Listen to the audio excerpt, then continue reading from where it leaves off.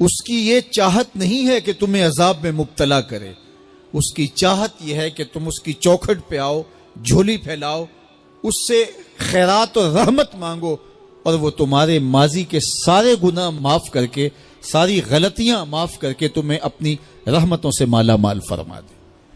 تو وہ بندوں کو بخشنے پہ، بندوں کی مغفرت کرنے پہ آمادہ ہے، اور اس کی رحمتیں بہانے تلاش کرتی ہیں۔ اللہ اکبر۔ اور دوسری جانب اس کے بندے، اس کے مملوک، اس کی مخلوق، اور مخلوق کی گناہگار اور نیکوکار اس کی رحمتوں کے طالب ہوتے ہیں، بلکہ وہ گناہ کرنے کے بعد جب معافی مانگتے ہیں تو اللہ کو یہ معافی بہت پسند ہے۔ معافی مانگنا، اس کے حضور اپنے دامن کو پھیلانا، وہ اس کو بہت زیادہ محبوب ہے۔ انسان کی فطرت کے اندر گناہ رکھا گیا ہے۔ آگ، ہوا، مٹی، پانی، یہ ان چار چیزوں کا مرکب ہے۔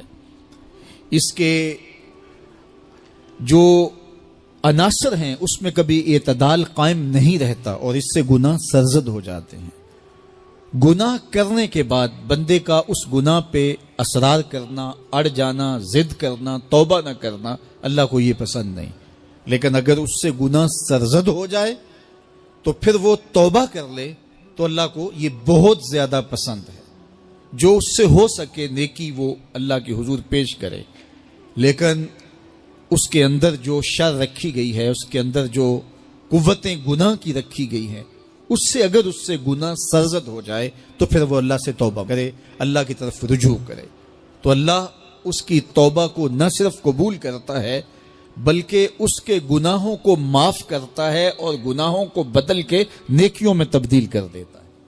جب گناہ نیکیوں میں تبدیل ہو گئے تو جتنا بڑا گناہ گار تھا اتنا بڑا نیکوکار ہو گئے۔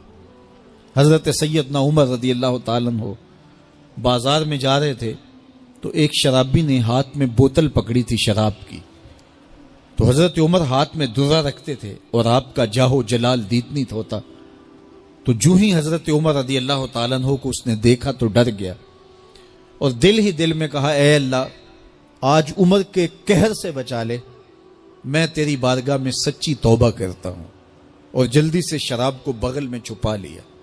اتنے میں حضرت عمر سر پہ پہنچ گئے اور گرج کر کڑک کے کہا کہ یہ تیری بغل میں کیا ہے؟ چونکہ اس کو بوتل چھپاتے دیکھا تھا تو وہ ڈر گیا، اور ڈرتے ڈرتے کہنے لگا، حضرت یہ سرکہ ہے۔ اب تھی تو شراب، لیکن ڈرتے ہوئے بولا، حضرت سرکہ ہے۔ تو حضرت عمر نے کہا، نکال۔ جب نکالا تو شراب نہیں تھی، واقعی سرکہ بن چکا تھا۔ تو جب اللہ کے حضور کوئی توبہ کرتا ہے، اللہ اس کے گناہوں کو بدل کے نیکیوں میں تبدیل کر دیتا ہے۔ حدیث پاک میں آتا ہے کہ قیامت کے دن اللہ ایک شخص کو کہے گا کہ اپنا نامہ اعمال پڑھ، تو وہ نامہ اعمال پڑھنے لگ جائے گا۔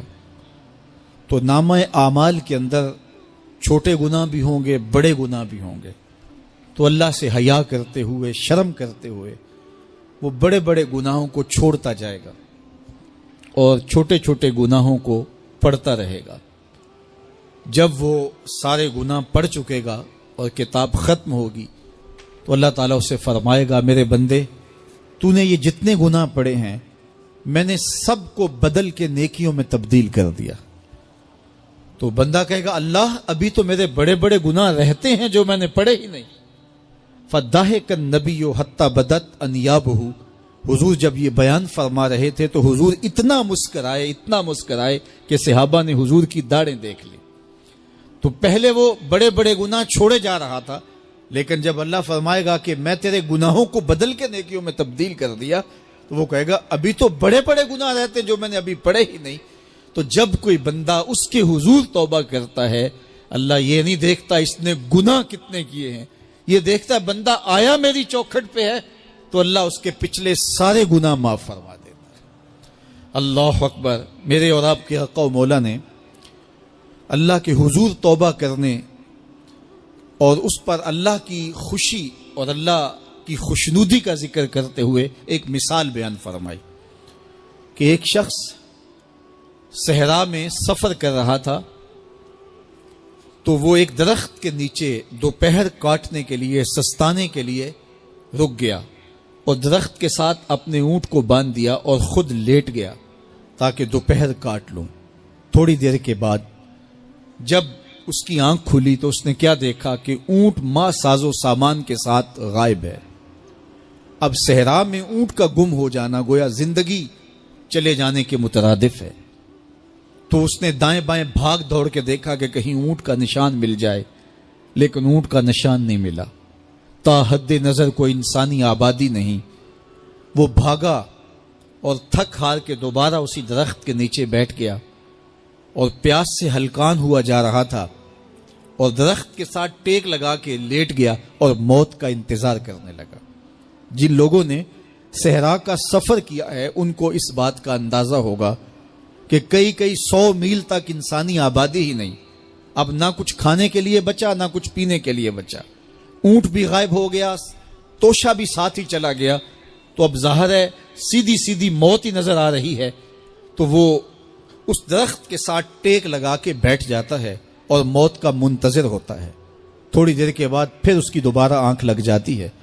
جب دوبارہ آنکھ لگتی ہے تو تھوڑی دیر بعد پھر آنکھ کھلتی ہے۔ جب دوبارہ آنکھ کھلتی ہے تو دیکھتا ہے کہ اونٹ جو گما تھا ماں ساز و سامان کے اس کے پاس کھڑا ہے۔ تو صحرا میں اس حالت میں اونٹ کا مل جانا زندگی مل جانے کے مترادف ہے۔ تو وہ اتنا خوش ہوا کہ خوشی کی انتہا نہ رہی، بلکہ مسرتوں کے ہجوم میں درک گیا اور کہنے کیا لگا، اللہم انت عبدی وانا ربک، اے اللہ تو میرا بندہ اور میں تیرا رب۔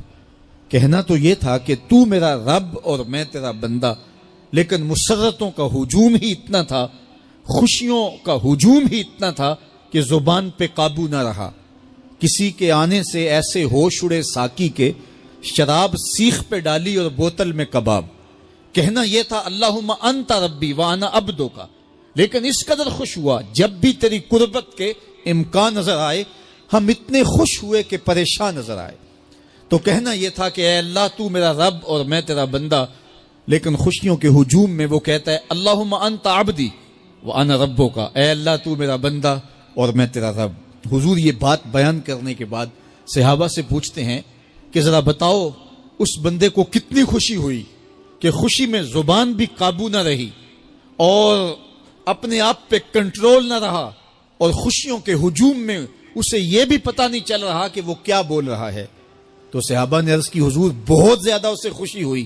تو میرے حضور نے یہ بات کرنے کے بعد ارشاد فرمایا، جس طرح اس کو گما ہوا اونٹ ملا اور اس کی خوشی کی انتہا نہ رہی، تو فرمایا جب کوئی شخص توبہ کرتا ہے اور اللہ کی حضور پلٹ کے آتا ہے، گناہوں سے معافی مانگ کے اس کی دہلیز پہ آتا ہے، میرے حضور نے فرمایا اللہ اس سے بھی زیادہ خوش ہوتا ہے۔